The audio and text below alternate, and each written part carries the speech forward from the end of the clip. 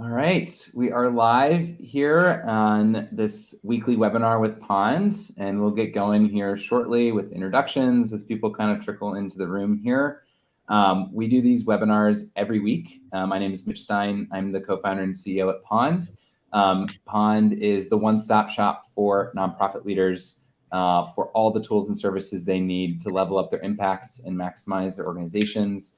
It works a lot like an Angie's List. You can post a project for a need, be that a piece of software, a new consultant, some training, and we help match you up with folks and actually pay you as you engage in the process. So definitely check it out, and you actually will get $50 just for attending this webinar. So fill out our survey at the end, ask a few questions to make sure that we are doing these webinars the way you like every week, and we value that feedback, and we'll put $50 straight into your Pond account for doing so.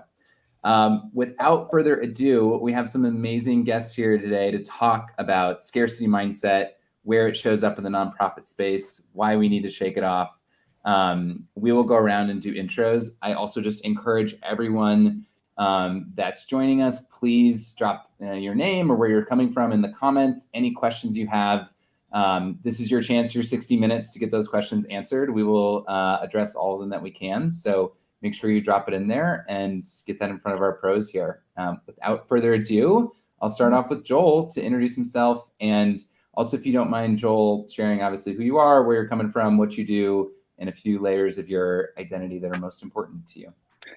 Awesome. So I am Joel Bartholomew. I am currently the Chief of Technology at the Dyer Foundation. Also run a nonprofit consulting business, Life Lived Differently 365. I lead a very interesting life, as we were talking about before we started. But so the three layers that really kind of make up me and drive me are really leadership, data, and understanding others through relationships. So I really like to harp on a lot of the things, and I'm excited to talk about the scarcity mindset because from a technology standpoint, I think it's an area that a lot of nonprofits tend to cut themselves off at the knees when they shouldn't. So I'm excited to have the conversation. Amazing. Thank you so much, Joel. Karen, you go next? Yeah. Hey, everyone. I'm Karen Houghton, and I'm the founder and CEO of Infinite Giving. And we are the first and only automated investing platform made specifically for nonprofits. So we're trying to bring a better investing experience to nonprofits. And we help you invest reserve funds, create and manage endowments, and receive stocks and cryptocurrency gifts easily and efficiently. As far as the three layers, I think I'm going to go with three interesting things because I was told this right before we got on. And I'm going to say that what a lot of people don't know is before I got into technology and venture capital and investment world, I actually ran a nonprofit myself. So I founded and ran a nonprofit called the Do Good Initiative for several years. And I currently serve on 3 boards as well, including one for higher education. So I always like to say I have this really unique perspective of like, I've been an executive director's shoes in like a full scarcity mindset and not a great board trying to figure out like, how do I build this better and do this better and raise more money and living in a scarcity mindset, to helping boards with more mature and kind of a higher growth programs. And then of course we got into the investment world too. So we have lots of knowledge that we are ready to share. Amazing. Andrea, do you want to go next? Great. Hi, everyone. I'm Andrea Morvac. I'm the Director of Client Services at the Charity Cfo. What the Charity Cfo does is we provide financial thought leadership, nonprofit accounting and bookkeeping services to 150 clients across the United States. And we were founded as a result of nonprofit experience. Lots of our staff are former nonprofit CFOs. And we were founded with the idea that every little non-for-profit probably doesn't need an in-house accountant or bookkeeper, and there's probably a better way, and there's probably better talent out there that can help them scale their solutions, be that financial thought leader, provide bookkeeping and accounting services, all those types of things, and do it probably in a more efficient manner with using technology and leveraging expertise instead of having to rely upon a volunteer bookkeeper or, maybe an executive director doing the books at night while they're trying to keep the lights on. So really trying to be, a strong financial backbone to the non-for-profit sector. So that's a little bit about us and what we do. My 3 layers of identity. I guess I am a CPA, so I am an accountant like through and through, and I do feel like that's a huge part of my identity. I love numbers, I love data, but I'm also a huge people person. So I love to like try to convince people that numbers are cool and not like this nerdy thing that, you just like don't really want to talk about. And so really love, the people aspect and sharing my love of numbers and financial data with others as well. I'd say another layer of my identity, so I'm going to count that as 2.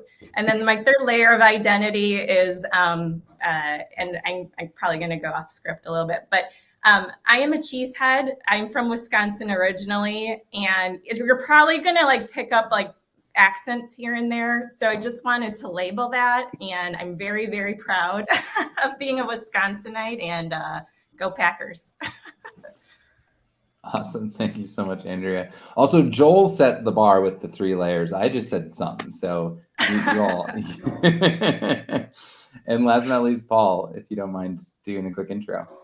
Yeah, I don't mind. It's great to be with you, Mitch, and to be with all of you guys. I'm Paul. I'm a co-founder at Give Directly, which is the largest multinational NGO specializing in cash transfers to people living in extreme poverty. So just giving them money and letting them decide what to do with it, which is our radical idea that we've championed. And then after that, also got involved in starting a couple of fintech companies, one enterprise business, Segovia, and one consumer business, TapTap, which is a digital remittance platform. And actually what I do is none of those things. I'm an academic. So I'm a development economist. I work at the University of California in San Diego. I work with governments in low-income countries on the design and implementation of their anti-poverty programming.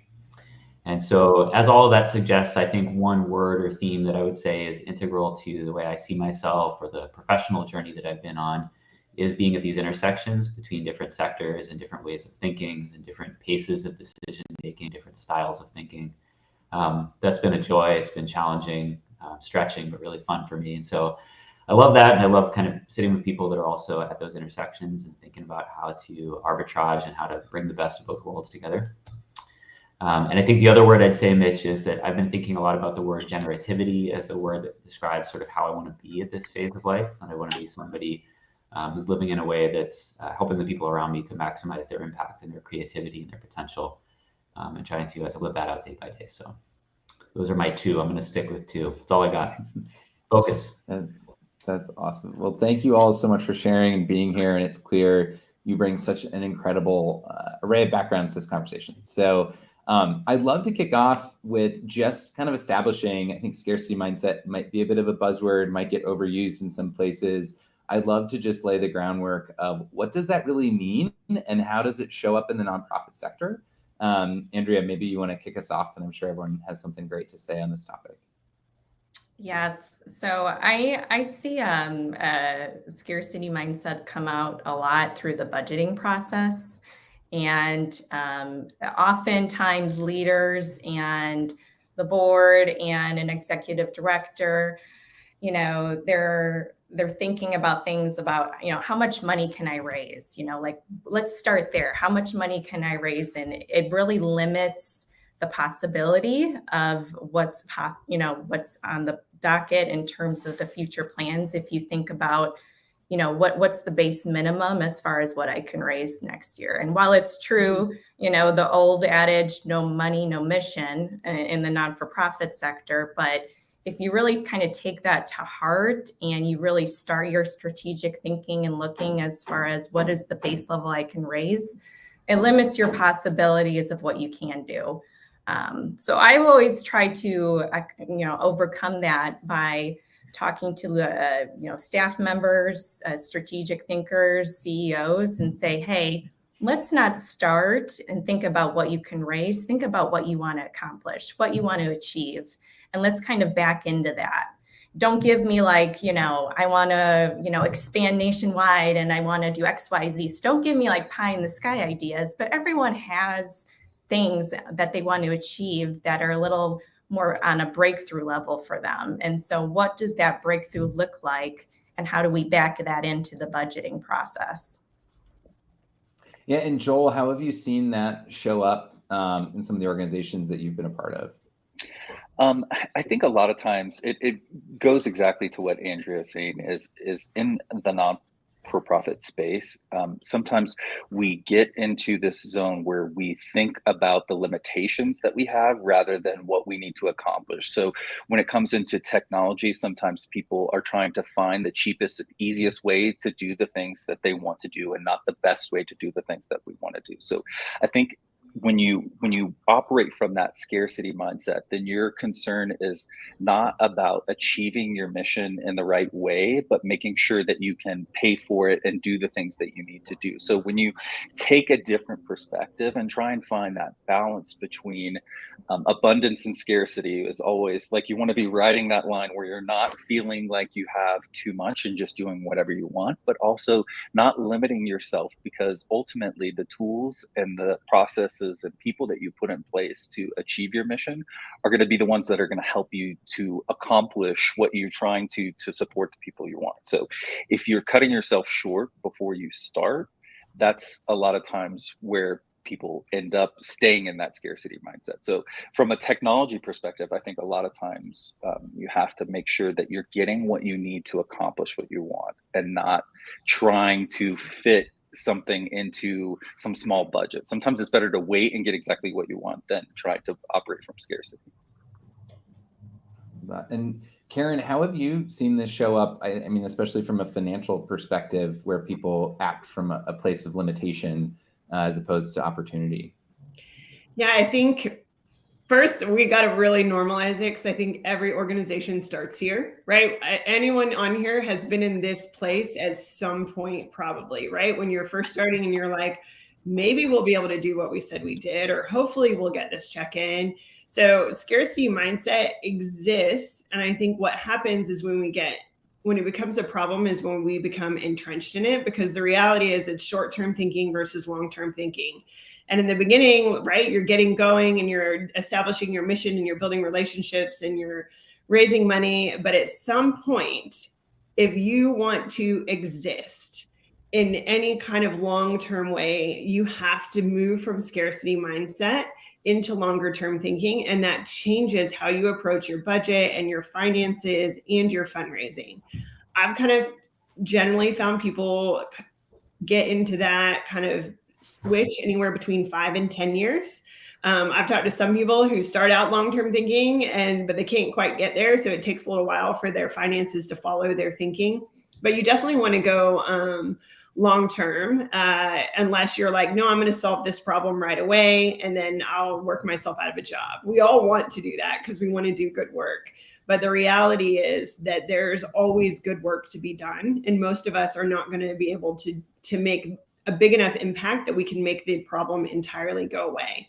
So we talk to people a lot about building financial resilience. And what does that look like? And this is the importance of being a sustainable organization. And that starts with kind of what you do with your reserves and your funds. And the reason that's important is because financial resilience is really ultimately what leads to better outcomes for the people that you serve. And so it's really important to get that long-term thinking, so you're ultimately serving the people better and in a more strategic way. And Paul, I know you champion some disruption in a lot of how charitable funds are distributed and people trusted. I'd love to hear like how you tackled scarcity mindset in the mission early days with Give Directly and how that's panned out over time. Yeah. First, I'd just say in terms of naming it or defining it, that what I might emphasize or add to everything others have said, which I agree with, is that I think there's, and especially important for leadership, this sort of core element of belief or of confidence. And what I mean by that is that, the difference to me between thinking in terms of what I currently have or what I think I'll have in the next year and thinking in terms of what I think should be, to me is often the confidence that if something is really worth doing, that we're going to be able to go out and convince the people or convince the capital to back it and to make it happen. And so I think that that's been an important thread for us, that there has been at some deep level, at the leadership level, and that's something that we can communicate to the rest of the team, that confidence that if we sit down and really convince ourselves that a certain vision is the right one, we're going to be able to go out and get people to back it and make it happen. And therefore it's worth doing that, as opposed to just kind of looking around us at what we currently have and saying, let's just figure out how we can make do with that. So I think that's been central. Definitely been a big thing for us, Mitch. I mean, we tend to attract incredibly generous, self-sacrificial people, which in one sense is wonderful, and then in another really contributes to the problem. And so I remember lots of these stories from the early days of people that were, taking a crowded matatu around Kenya instead of taking a taxi, maybe saving $50 or something like that, but then being totally wrecked and unable to get any work done or get sleep, because of it. And having to kind of walk through people with the logic of that, saying it's really not actually in the long run beneficial to you, to the organization, to the people that we're trying to serve.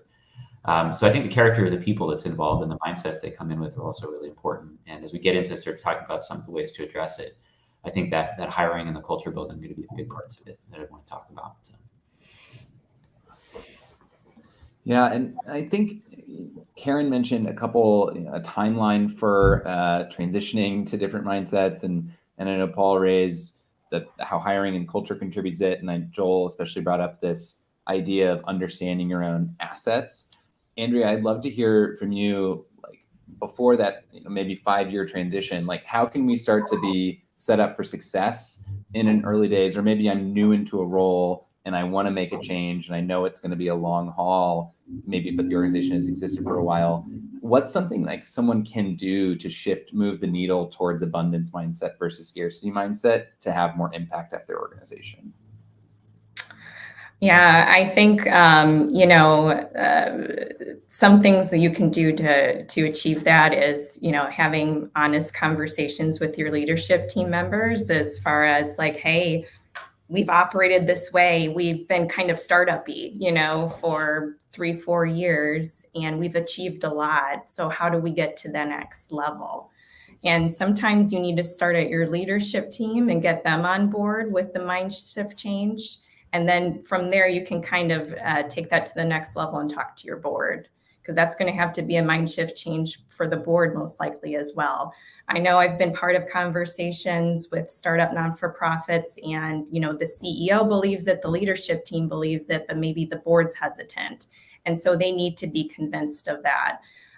So change doesn't happen overnight. It starts with people and conversations and definitely showing what you've achieved, and then getting people aligned to a vision. It doesn't necessarily mean you have to have a 10-point plan to get there, right? If you have an established history, you should be able to utilize that to leverage your team, your board, your funders to take you to that next level that you want to go. And I think that's a huge shift for people, for everyone on all levels. You could have some, convincing you need to do for your funders as well. But if you have that track record and you can demonstrate it, I think you're more likely to get people to buy into your vision than, I'm just going to keep doing the same thing, time and time again. And, here's my plan to get there. Boom, boom, boom. You don't need to have all of those ducks in a row necessarily. And if you have the right team and, compel people towards the right vision, they'll follow you. For sure. I know I've had, I used to work at a non-for-profit here in St. Louis that when I was the CFO, they were $1 million company and there was 8 staff. And in 2 years, we took it to a $3 million company with 48 staff. And so we had to very concisely craft that message at all levels of the organization. And we were most concerned about trying to convince our funders, but they were kind of the easiest, honestly, to convince of the future that we wanted to go towards, because they believed in the team and what we had achieved so far. We experienced the most convincing on our board level that we had to do, convince the board that we were ready. And it took, very strategic conversations. Again, we didn't have a 10-point plan, but we had a strategic vision and 3 key points as far as how we could get there. And they backed us and they believed in us and we moved forward. No, that's awesome. And I think it's helpful to clarify that this doesn't mean, every single step every day for the next 10 years, because then that becomes the insurmountable thing to get started on. That it all starts with that vision and your track record, which you have all those things already, and formulate that into a strategy. Joel, I wanted to pick back up on the thread you mentioned about the assets you do have, even if you maybe don't have the funding. I think vision and track record are assets. Are there other things that you see commonly people underestimate the value of that could be contributing to an abundance mindset? Yeah, I would say, honestly, organizational culture is a key to any kind of shift in mindset. So, although you don't have to have, that 10-point plan laying out how your vision is going to go from where you are to where you want to be, I think having purpose-built culture that is set around the mission that you're working on, bringing in the right people and making sure that you're all communicating and working in the same way, so that that when you are ready to make a shift from this scarcity, or you need to make a shift in any direction within the organization, that you have a culture of individuals that are there, that are built to work as a team and to meet your mission. So at our foundation, we are support women and children in South Sudan through a bunch of different initiatives. But right now we're in a scarcity mindset, but more because of our concern for some of the impact of Ukraine and the war that's going on there, and how that's going to have famine effects for South Sudan. So we're having to have a culture shift within our organization, because we've been delivering amazing programs to help build out farms and build out communities within South Sudan for over 15 years through partnerships and international. But we haven't, as an organization, really touched the US market as a fundraising source to help grow and scale what we're doing. We've had to shift very quickly into, okay, what is our long-term plan, and how are we going to organize ourselves to be able to address this issue? Because for us, when we look at it, we see it as people will literally die from famine if we don't try and find ways to help scale and grow the model that we've already put together. So we've already got all the pieces in place, right? We have the right people on the ground.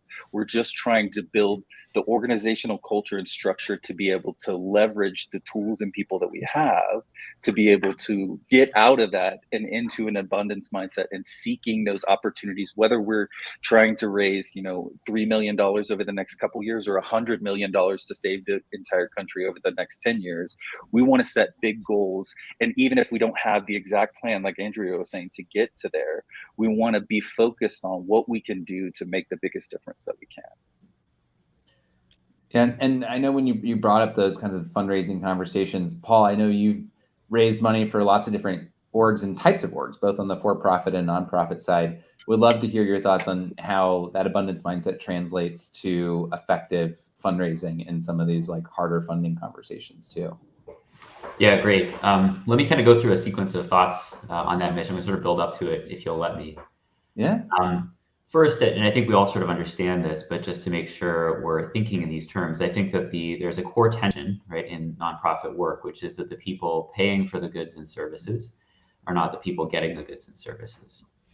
And of course, that's great, right? Because that means that we're giving to others, and that's wonderful. That's what's great about it. But it also makes it a very quirky, weird market, and it can lead to a lot of pathologies, including, I think, some of the things we're talking about today. And so I think that just generally a big part of nonprofit leadership and management is about building organizations that, lean back against some of those issues, right, that come up because of that separation between who pays and who benefits. And so, I think that that's, a big part of the scarcity bid. And one of the things that I feel we've done reasonably well is to try to align culture and values in that direction. So, for example, at Give Directly, our top value is and has been recipients first. And that is a reminder to us to always prioritize the recipient experience over the donor experience, over the sort of interests or demands of any of our other stakeholders. And I think that's been a valuable North Star that sometimes brought us back when we might have been looking for ways to save money or do things cheaply, or sort of cut something that's important to beneficiaries, but maybe doesn't register for funders or donors in the same way. To say that culturally, we want to have a reminder to lead against that. I think the next big thing then to me has been taking ownership of the terms of the conversation with funders about how to think about performance. And so I think that you had already, we wanted to go here, Mitch, at some point in the conversation, but if I could take us there, there are a bunch of defaults in terms of the way the frameworks for thinking about financial performance that are super unhelpful for everybody, right? For nonprofits, for donors. If you're reading off of Form 990 and looking at overhead ratios or things like that, it's really not informative about the impact that your money's having. So, one of the things that we did, which I think was really important to Give Directly, was to say we fundamentally think of ourselves as doing two things. One is raising money, and one is delivering money. to people living in extreme poverty. And so we are going to account for every dollar that we spend as being in pursuit of one of those goals. And for each of those, we're going to have a measure of efficiency. How much does it cost us to raise a dollar? How much does it cost us to deliver a dollar? And then when we communicate with donors about what we want to do and what we want them to support, we're going to communicate with them in those terms instead of these other, generic terms that we think aren't actually useful. They don't lead to good decision making. And so I think that's really important, because then if I come to you and say, hey, we want to raise a bunch of money, spend a bunch of money on this thing, you should back it. I can say, here's why I think the ROI is actually there in the metrics that we think make sense and that we use to guide organizational decision making, as opposed to just like, overhead's going to go up if we do this thing. Still not perfect, because that's a year-on-year measure. I think one of the tensions that we faced was for things that are going to have an impact over the longer run. How do we sort of price that in and make sure that we're doing the longer term thinking and planning? It helped us there a little bit that we had funders who were really interested in our capacity. So for example, every year we get recommended by GiveWell, which recommends the highest impact nonprofits in the world. And one of the questions they had for us every year was, how much capacity do you guys have? Like, how much money could you deliver? And so I think it was good that there was somebody asking us that question as well. So I think if you pair that with the efficiency metrics, then you get a set of target metrics that do tend to kind of guide you, I think, in the right direction. So I think that would be my second big thing, is to really take ownership of the terms of the conversation. Yeah, and then you make it, you're delivering an opportunity, right? You're making it very clear how that person and their capital fits in to solving this problem. And you've established the equation. Like, you just need them to be one of the inputs, which is awesome. And you brought up a couple important topics there too, Paul, as well, around overhead and limitation and how that factors into budgeting. Karen, I'd love to hear a bit from you on some of the nuances around nonprofit, or either maybe misconceptions around nonprofit finances and accounting for someone that might be new or is trying to take more ownership over that part of their organization. Yeah, I'm really enjoying this conversation, because everything that I'm hearing us talk about is nonprofits have the job of storytelling, right? If you are a good leader, whether it's a business or a nonprofit, you are casting your vision and you're telling the story of the mission that you want to do, right? Infinite Giving, we're automated investing. Our mission is to leverage modern financial technology to help nonprofits grow their giving. Everyone should have a mission statement, right? That's clearly articulated, and that's like your North Star. And then your job as a leader and as people talking to donors is to keep casting that vision. And so when we originally talked about like moving scarcity mindset, we were all talking about, how are you telling your story, whether that's to your team with a culture, whether that's to your donors. But if you don't know what your 5, 10-year, 20-year plan is, and I say plan, I know y'all were like, you don't need a 10-point plan. I'm going to be the person that's like, actually, that would be really helpful. Right? Like, you don't have to know exactly what it's going to look like, but having a roadmap, an idea, I always say, like, have strong convictions loosely held, right? Like, hey, we know this mission and here's where we want to go. Here's an idea of how I think we could get there. And then you just revisit and change it as you go. But I think it's really important to cast that vision instead of thinking about scarcity, thinking about strategy. And just say, I'm going to have a strategic way of thinking. And yes, sometimes that means we're going to, pull all our funds in really tight and kind of revisit what we're doing. But that's going to be a strategic move. It's not going to be a move made out of fear. And what you were asking, Mitch, right now is just talking about, like, what do people do? And I think I wish more nonprofits ran like businesses. And that's really touchy for some people. And I understand that, because there are, of course, clear differentials, right? It is donor money. There is a very important mission driving all of this. So it is different. But I think in running like a business, you're able to kind of free yourself up to have that strategic thinking. And the biggest piece out of all that is not making decisions based out of fear. And especially when you start to involve finances, it is often fear-based. It is, I can't invest. I have to put money in a savings account, or I can't build a reserve fund because I have to get that money out immediately, into the communities. And I'm not here to say that that's right or wrong. Everybody's situation and story is different, of course. But when we think about moving from scarcity to abundance and being able to impact our communities long-term, building a reserve fund is that like key financial kind of opportunity. Just like for your household, the first kind of financial step you want to do is try to build an emergency savings account, right? Your reserve funds is your emergency savings account. So if, that grant doesn't come through, or a donor doesn't, or you need something else, like if you truly are running, month to month, then you don't have any opportunity to be flexible and grow. So I'm, a big kind of core tenet that we talk about a lot, and we have a reserves primer on our website as a resource, is like, hey, build your operational reserves. And then the next question I always get, whether that's 6 months of operational reserves these days after everyone experienced COVID, we're hearing more of a 9 to 12 month. It's, where do I put that? And then it's fear. And the fear is, I have to put it in a savings account.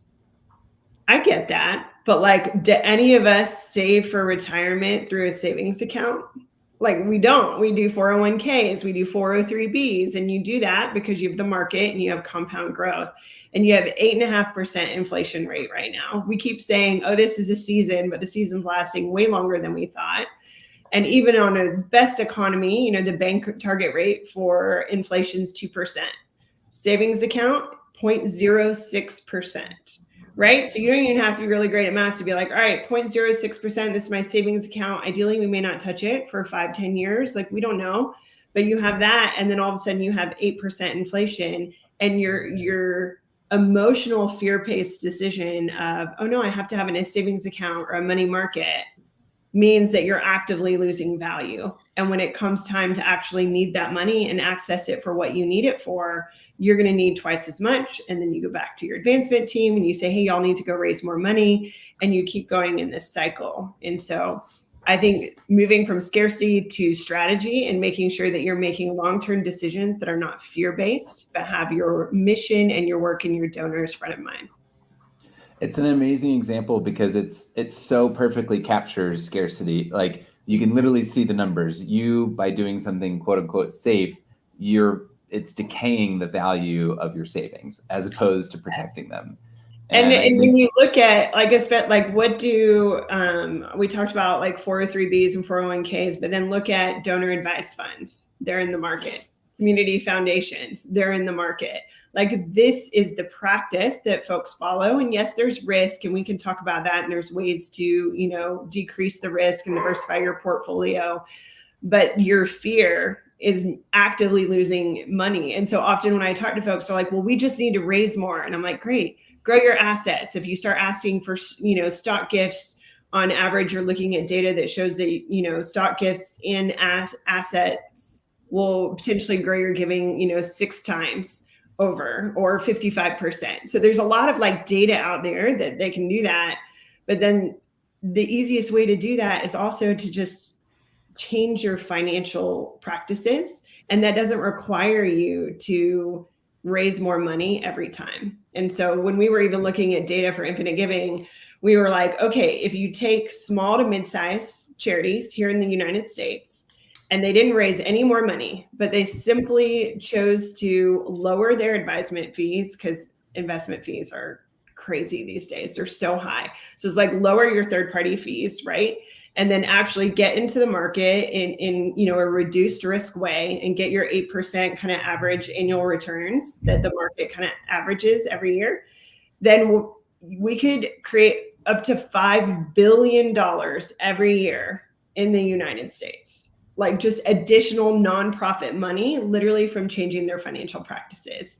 So it's just really inspiring to think, oh, by moving money from a savings account to the market, or by reducing my fees, from the average 1.3% that endowments pay to like 0.5%, which is what infinite giving is, you can make drastic impact. And it's not just going back to your fundraising team and saying, we need more money. We need more money. Inflation's high. Go raise more money. Because that's exhausting and also impacting staffing. And that's a whole different conversation. But yeah, and there was something you brought up, but it's a little bit of a tangent, but I just would love to dig into it a bit, because you brought up fear and how that results in waste, which is ironic because most people from the funder perspective are afraid of waste, or at least they say they're afraid of waste.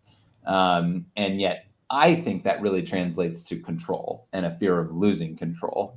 And Paul, I just would love for you to share, if people aren't familiar with what Give Directly has done to show people what's wrong in that mindset. I would just love for you to share a bit more about that story and what you've seen from focusing on giving directly to reduce waste and how that increases impact. Right. Yeah, there are a couple of levels to this, Mitch. So I'll share a bit. It'd be good to hear from others as well. I mean, absolutely, fundamentally, what Give Directly is about control.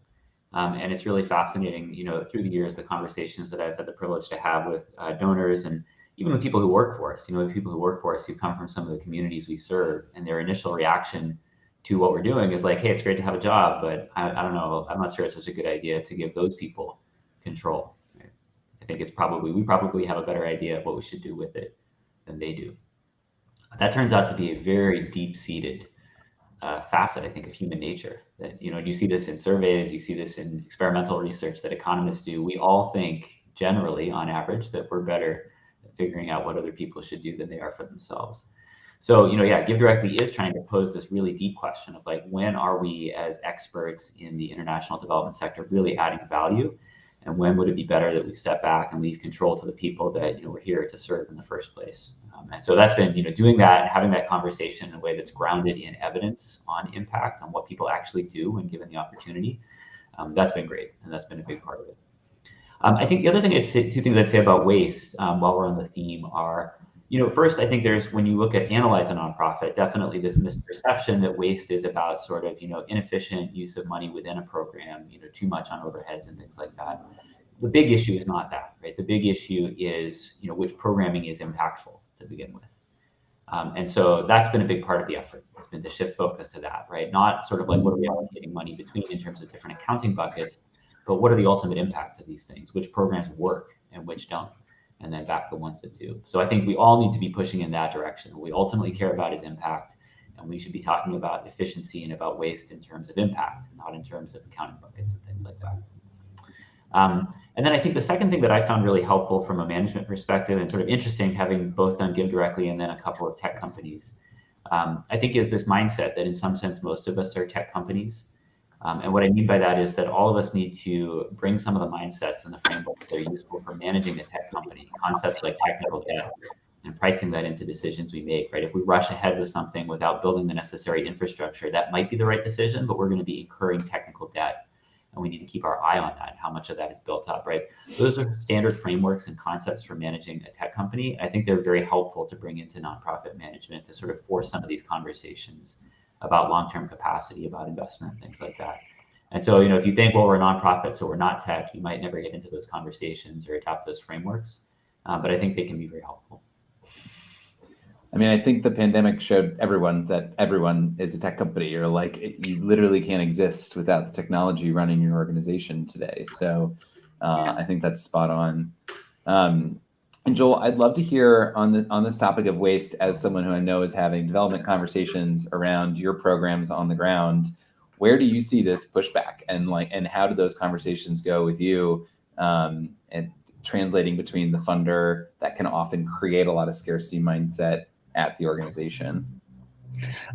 Excuse me. So I think one area too that sometimes we see waste out of fear within nonprofits is this analysis paralysis too, where we take too long to make a decision because we need to make sure that we're making the right decision so that we're not creating waste, but in turn we're creating waste by taking the time, that additional time that we don't need. So as we're looking at how to scale and grow the impact that we're trying to have and really ultimately save lives in South Sudan, we're literally trying to look at how we can most efficiently deliver products that we need, such as like seeds or tools, to get into the hands of the people that we have. So we're having to think through, we're trying to source funding from the American people and areas of the world that have more money, but we also want to try and eliminate waste through our supply chain to get to where it needs to be. So it's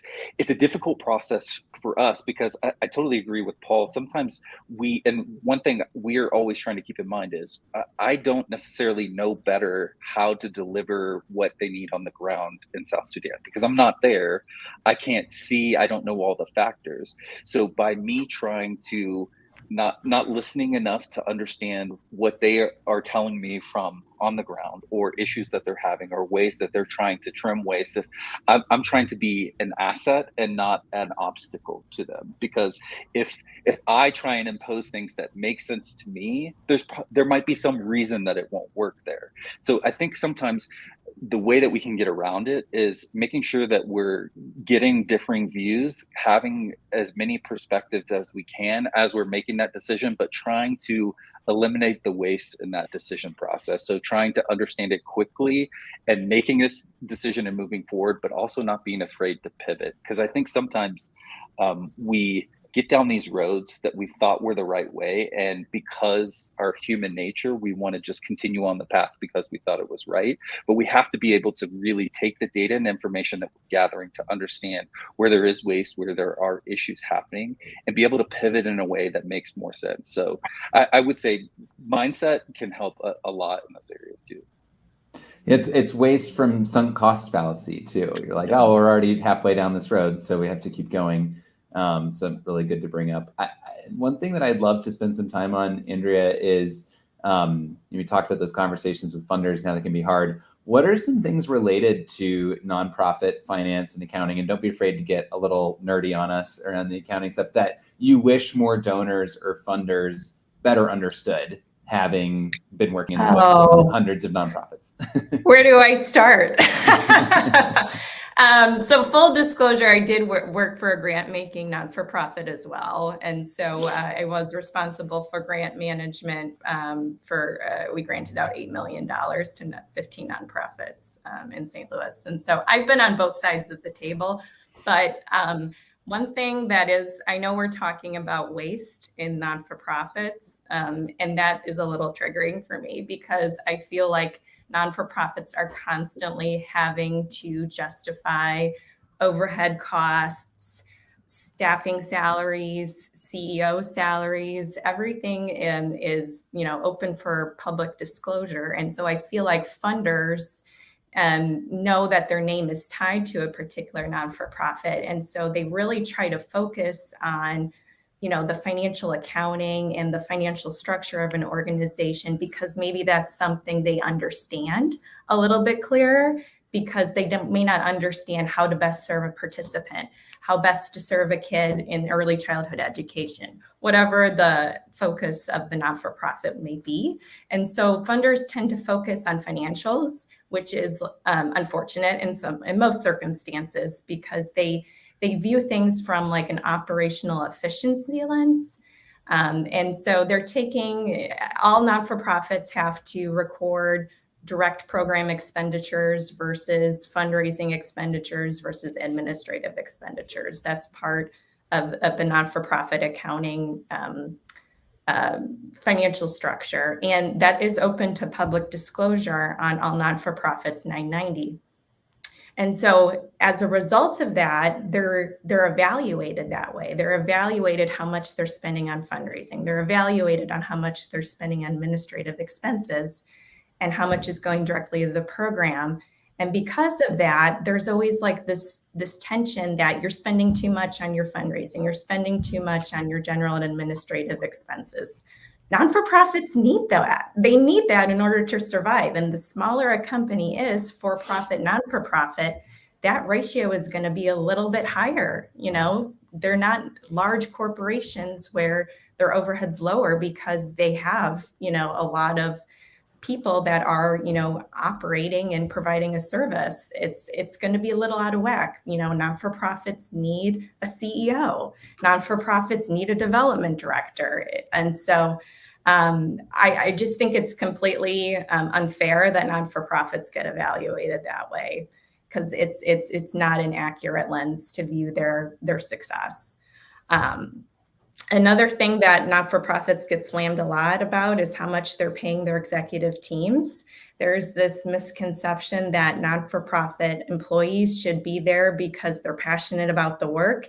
And, that should, it feels yucky to some funders that, employees are making a wage off of doing that work, but the non-for-profit sector needs to attract top talent. and top talent is not going to go work for free. And so in order to be competitive and solve these problems, the non-for-profit world needs to accept, and funders need to accept, that you have to attract the talent that's going to do that. So that's another, I guess, axe to grind I have with how non-for-profits, financials are viewed.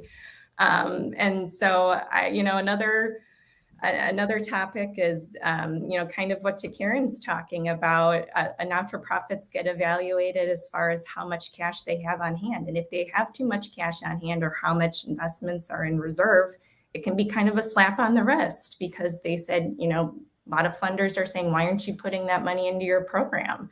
And while that might be a good question, non-for-profits needs reserves. Non-for-profits have rainy days. Non-for-profits have opportunities where maybe they don't have a capital for something, but there's a really great opportunity to expand somewhere, or there's a really great collaborative project that they want to be a part of, and they need to have that capital on hand to be able to pivot in those moments to take advantage of those opportunities.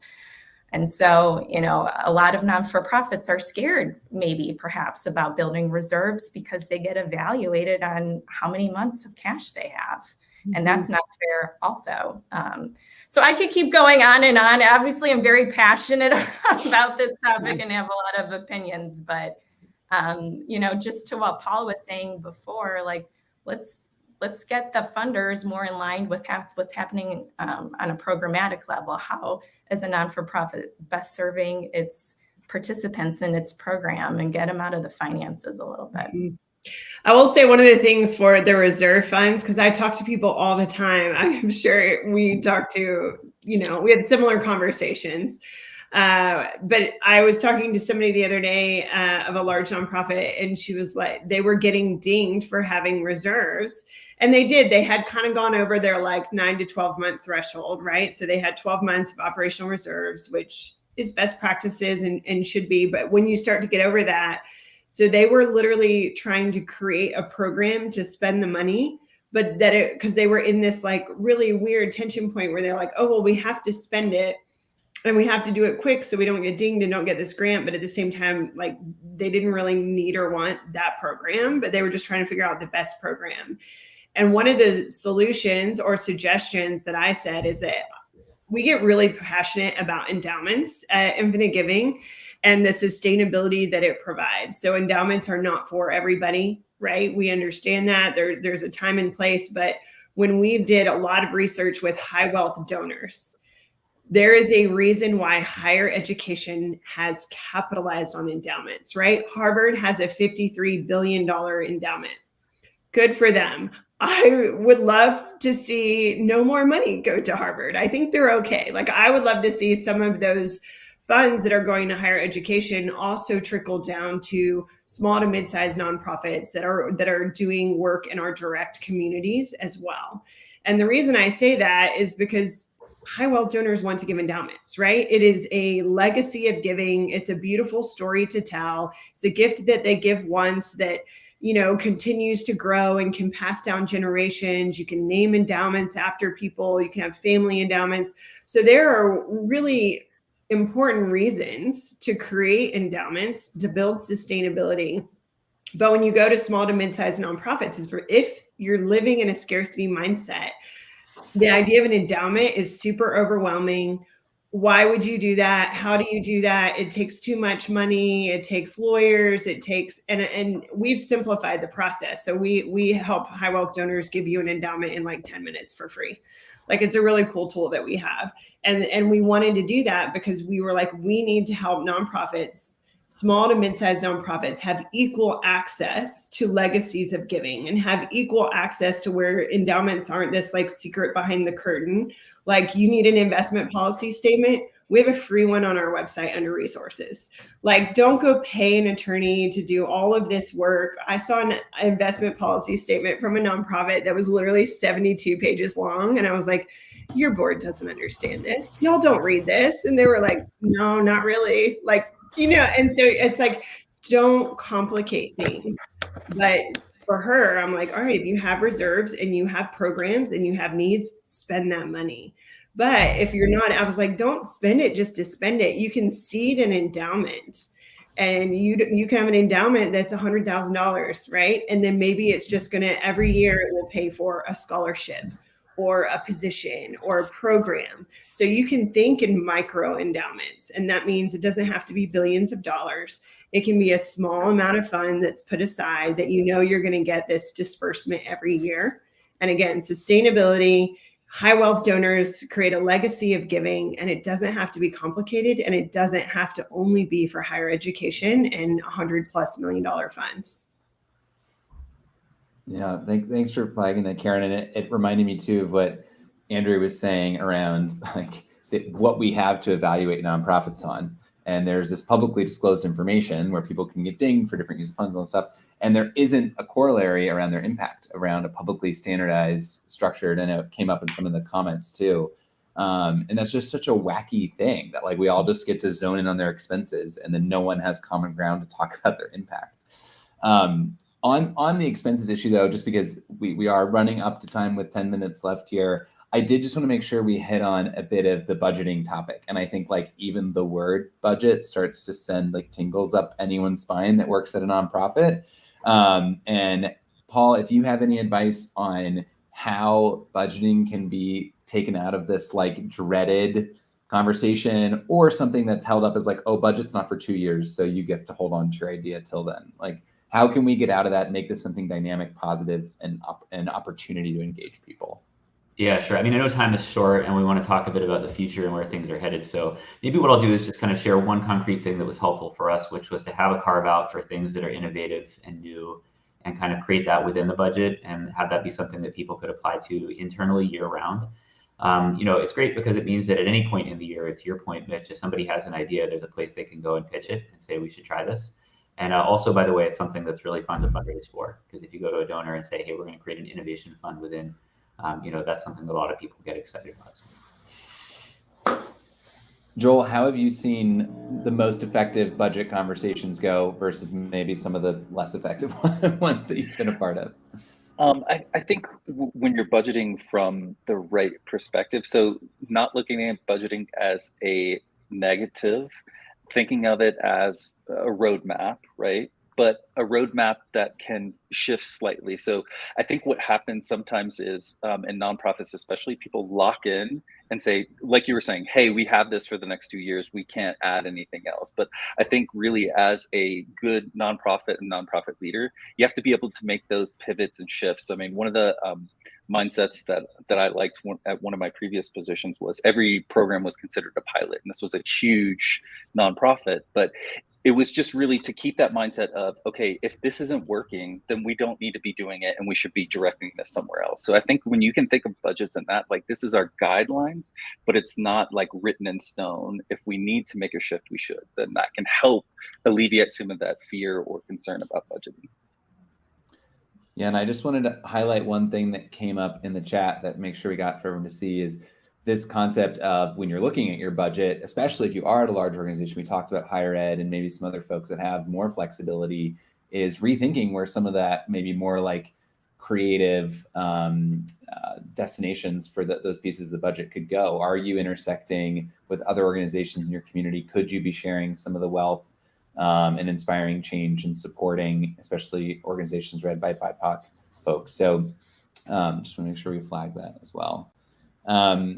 We only have a few minutes left here, and so I make a last call for questions in the chat, and thank you for everyone for jumping in that we can address before we go. But otherwise, I'd love to spend the last few minutes here going around this group and just hearing where are your thoughts on where things are going? Like, what are you most excited about right now in your work and in the sector? And what's sort of your biggest hope or goal of how this conversation will be different when we have it 5 years from now?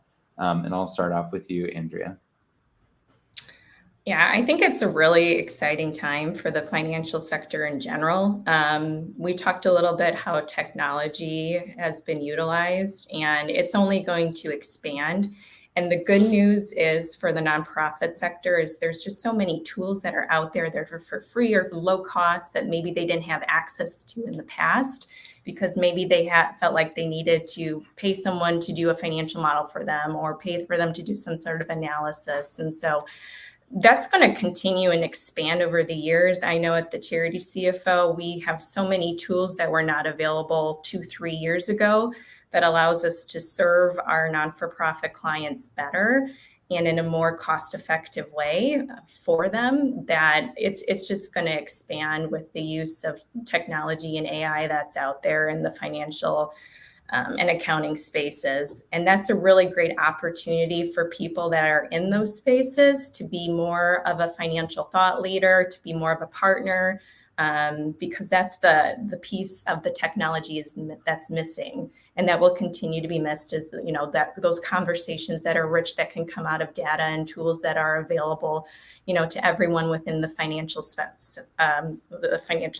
And so that's really exciting, I think, as an accountant, as a CPA, to engage in more of those high-level thought conversations, because that's where the value add is. So I continue seeing that expand. Also, I really do think that non-for-profits out there should continue to put pressure on their funders as far as how they fund, and look at efficiency ratios and overhead ratios. I have seen movement there in the last 10 years for sure. And so continue to put pressure on your funders and ask for things maybe you felt like you couldn't have asked for before, because the non-for-profit sector needs it. They need those wiggle room and dollars. And so I do see movement there, and I think that will kind of continue. Awesome. Paul, do you want to go next? Yeah, sure. I opened with this comment about confidence, that we need to have that, and to portray that to our teams, that if something's worth doing, we're going to be able to do it, and that we need to think in that way. So I'd say one of the reasons I feel that confidence and feel positive about the direction of things is that the landscape of philanthropy has really been changing in our country and is continuing to change. That you have a generation of people who think of themselves as venture philanthropists, people who've made money in investing in early stage businesses, people who actually want to pay for the building of the machine, as opposed to sort of buying the product from it. And so I think there's much more opportunity now to communicate about some of these high return investment opportunities to folks who are going to get it than there was 20 years ago. And then I think the second thing I'd emphasize is for those who do really just want to buy the product, that I think we can take ownership of the terms of that conversation. I think about, or I tell people to think about buying an iPhone. And, I'd say if you were thinking about buying an iPhone, you would never say, well, I love the product, but Tim Cook gets paid a lot of money, so I don't think I'm going to buy it. And that's the way you should think about giving to a charity, right? If the product is good and the price point makes sense, you should do it. You don't really need to worry too much about how it gets done. It's a great opportunity. So I think we can do a lot better communicating to people who are in that mindset as well. Love that. I just wrote down the machine product thing. I'm gonna need to grab that quote from you. That was awesome. Joel, do you want to go next? And where's this conversation going in your mind? Sure. And I think it centers around a lot of things that we've been kind of talking on, but really the leveraging and usage of data for nonprofits to be able to tell their impact story and shift the mindset of getting funds from individuals from, this is our ratio, to this is the impact that we're having. I think one of the troubles that nonprofits have been having trying to accept the data conversation and understanding how to use data is bringing in that talent that can do that, but also trying to figure out how to have their very unique conversation about what they do and the impact they have in a way that anybody can understand. So I look forward to seeing how that's going to grow over the next few years. And so that, I think, will help shift that mindset in financing too. Last but not least, Karen, as someone actively building tools for the space, like what's your vision for where we are 5 years from now? Yeah, I think leveraging technology, clearly we are moving as an entire society into paperless, and like everyone does online banking. So the whole idea with Infinite Giving is we're working on democratizing access to investing.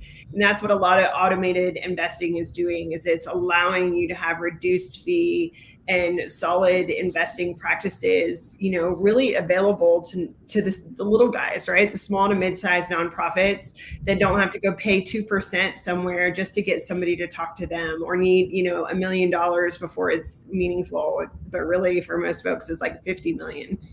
So it's a very underserved place, but I feel like it is moving in that direction. And a lot of what I talk about is helping build more financially sustainable nonprofits. So the last thing I'd love to leave everybody with is just 4 things that you can do that will help you to become more sustainable, hedge against inflation, reduce your fees, which gives you more money for the bottom line. So the 4 things that we always tell people to do is, number 1 is to build reserves. Number 2, hedge against inflation, and do that by getting money out of your savings accounts and money markets and CDs. So hedge against inflation. Number 3, reduce your investment or endowment fees. And then lastly is growing asset giving. And asset giving meaning stock gifts, cryptocurrency. I think there's a huge opportunity for there. The majority of high wealth donors, the majority of their wealth in assets. And so making that a really easy, clean process is really important to grow your giving. And I think the more sustainable nonprofits we have, the better, stronger communities we all have. And that's a win for everybody. Yeah, and that conversation, as Paul said, it's about confidence. If you're having conversations with donors about their stock donations and endowment gifts and crypto, that's about confidence. You see the long term for your organization, and I just really appreciate that. All right, we've gone a little bit over. I'm sorry, everyone. We're a minute over. Thank you so much for our guests, for everyone that joined. This is a great conversation. We will put this into an awesome summary that comes out on Sunday. It'll make its way into our podcast feed. This webinar will be available immediately after. And anyone here that joined, make sure you answer our survey. It takes literally 30 seconds and you'll get $50 in your Pond account. If you're wondering what you can use the money in your Pond account on, things like what Karen and Andrea do, or those are providers that are based on Pond, and would love to connect with you if you have questions about accounting or finance. So thank you so much.